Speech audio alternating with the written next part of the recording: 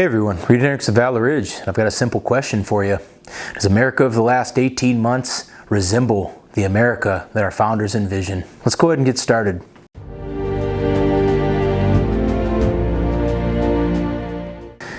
Folks, I get bombarded with messages with people, whether that's email, regular mail, any other medium of communication on social media that you can imagine. I get messages from people in their 80s, 70s, 60s, 50s, 40s, 30s, 20s, even in their teens. And everybody's concern is the same thing. Oh man, this country is fast descending into tyranny. It's fast descending into this dystopian future. Well, here's the thing, guys. I'm sure that may be the case in certain places in this country. But I have a question to ask. Does this country resemble our birthright? Does this country resemble what our founders wanted us to experience? I have to say vehemently no. Not in any capacity does this country resemble what our founders wanted. Freedom of speech? Nope. Not if you're a conservative or libertarian. Right to keep and bear arms? Nope. Only a government-approved little list that they've got. How about this one? How about your Fourth Amendment? How'd that work out in the Patriot Act? Mr. George W. Bush, Rhino Texan, loser, person who failed 2 wars and got us trillions and trillions of dollars in debt. We look at all this stuff and we look at the Fourth Amendment gone. Fifth Amendment, well, I don't know. I guess it depends on who you are. I guess it would depend on, whether they want to play legal games with you. We want to look at this. Cruel and unusual punishment, excessive fines. I don't know. You tell me. You tell me sometimes what happens. You can go down the entire Bill of Rights and look at how that's been violated by this horrifying federal government, and not only just the federal government, in certain states that's been violated as well. When we look at this reality that we live in, during this whole time since 2020, and you look at religious services being prohibited from happening, but it's okay to go to a strip club. When you look at the First Amendment and you look at the freedom of religion, oh no, not during a virus, but you know what? You can perfectly go to a strip club literally right next door to a church. You can do that, that's okay. So screw the First Amendment, right? You look at that, and how about freedom of assembly? Nope, can't get in groups more than this. I'm sorry, folks, but you know what? The only reason why people pay taxes is because we are guaranteed these rights. And if government isn't going to protect them and they're going to violate them, I don't see a point in doing that. And I'll tell you something else. When you look at this whole thing, follow the science or read the scientific facts, which ones? It changes every single day, if not weekly, by these people. Mask will protect you, mask won't protect you. 2 masks will protect you, no need for that. If you have the vaccine, you're okay. If you have the vaccine, you got to wear a mask now all of a sudden. If you've already had COVID, you still got to get vaccinated and wear a mask. These people confuse you with a deluge of bullcrap. And then you're going to have the gall to sit there and try to pontificate to other people how they have to live their lives. Negative. The goal of America is individual liberty, and I will be uncompromising on this fact till the day I die. And I will tell you something else, folks. We look at this administration led by this decrepit, senile hag of an individual who doesn't even know his name, who doesn't even know what planet he's on, who doesn't even know what country he's in, let alone who's leading it. And then you get this person who's been in 1 day in the White House for the last 2 weeks. And that's normal. That's somehow normal. The new normal is the American president talking about how you can't have certain types of firearms. The new normal is a guy that wants to spend $3.5 trillion extra dollars on top of the $4.5 trillion budget that we already have to bring us to a amount of spending that we've never even contemplated in our history. And then you look at a guy who simply cannot run his own household, let alone a nation. And that brings me to another point here. We're being led largely by a generation, and not all people in that generation. I am not going to slam the baby boomer generation as a whole. I will slam the people who protested and did all their other little marches and stuff. They couldn't even control their own actions back then. And now they hold the levers of power. And so because they couldn't control their own actions back then, now they want to try to control every single other person. Wrong. And you know what else who the biggest victims in this entire charade are? The biggest victims in this entire charade is the younger generation of people who are supposed to look at people who are their grandparents, who are supposed to look at people as their parents, and they look at those kind of examples and they say, wow, that's what an adult is? I'm here to tell you, young men and women out there, absolutely not. That is not what an adult is. An adult doesn't blindly follow people because they are afraid. An adult doesn't value security over individual liberty. An adult has personal responsibility over his or her own life. An adult is able to make decisions based on their own research. An adult is able to proudly stand up and say, my freedom trumps your feelings to feel safe. That's what an adult does. And so let me, as a person in his 40s, let me tell you what an adult is and what I've learned in my lifetime. Just because something's popular doesn't make it right. And just because something's right, it may not always be popular. And you need to live by that adage. And you need to also live by the adage of this: the goal of the United States of America is individual liberty, not security. And our founders understood that individual liberty and security were co-joined together.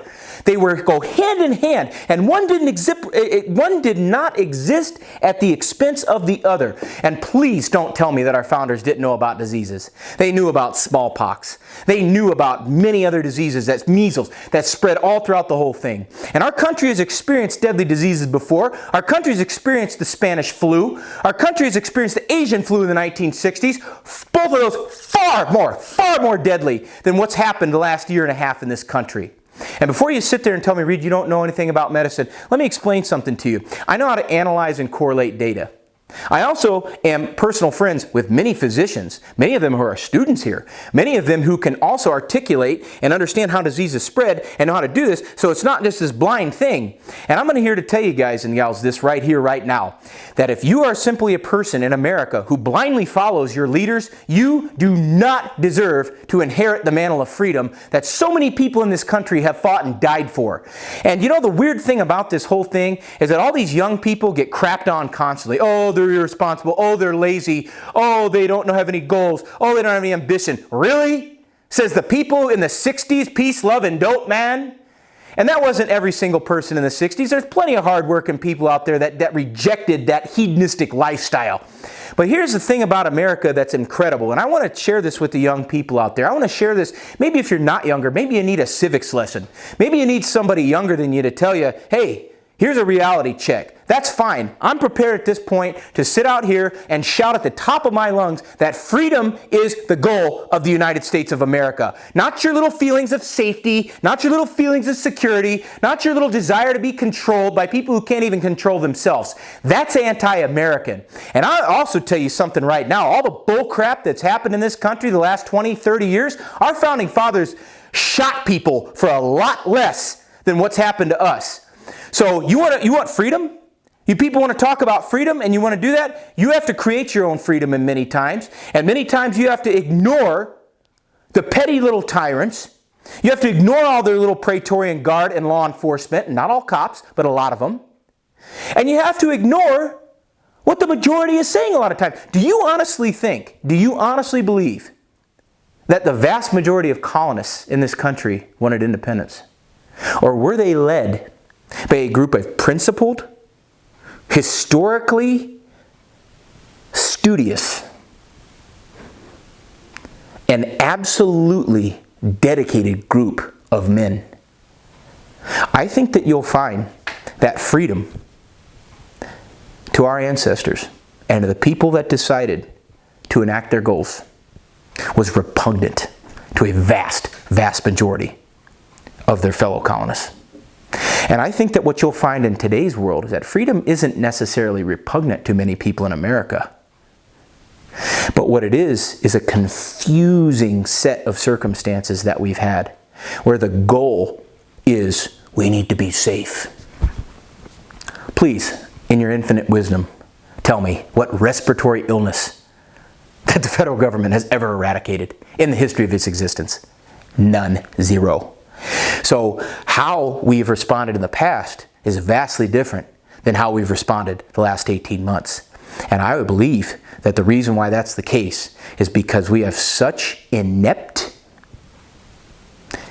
historically illiterate, ambitious in a negative way people running this country, that the younger generation will believe this is normal. And I can't even fathom the amount of psychological damage that has been done to children I can't even imagine the psychological trauma that has been enacted on our fellow countrymen that are at their wits' end because they're either bankrupt, they don't have a job, their company went under, they can't go out and earn a living. I couldn't imagine serving in the United States military right now, and I did for 4 years. I was an 0351 assaultman in the United States Marine Corps. And I can tell you that if they would have said, oh, you gotta get this vaccine that's not been approved, and even if it is approved, big deal. What if you've already had the disease? Should you get a vaccine if you've already had the disease? Isn't the point of the vaccine to prevent you from getting the disease? So here's my question, you guys out there. You think that you're so smart. If your vaccine works, what are you worried about? What are you worried about? If your vaccine works, what are you worried about?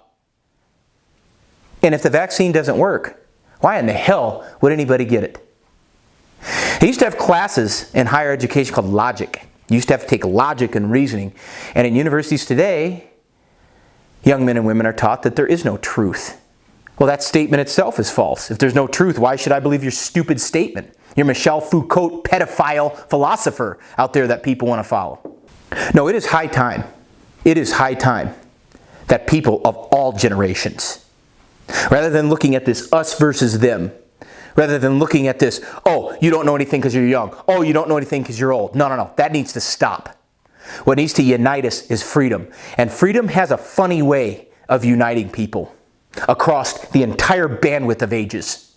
And if your goal is individual freedom, limited government, free markets, personal responsibility, you have the right, you have the obligation to call yourself an American. If that is not you, if you're a person out there who says nobody should have certain types of firearms, if you're a person that says, oh, you got to show us proof. Since when did this disease become the be-all, end-all of life? You know, there's many things that kill people besides COVID. There's sexually irresponsible lifestyles. There's coronary heart disease. There's lack of exercise. There's horrible diet. And at no time would it even enter into my mind to say people can't do that kind of stuff.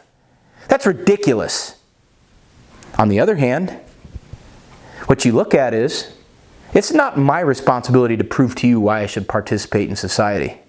It's not my responsibility to prove to you why some other people should be worthy of exercising their civic liberties. No.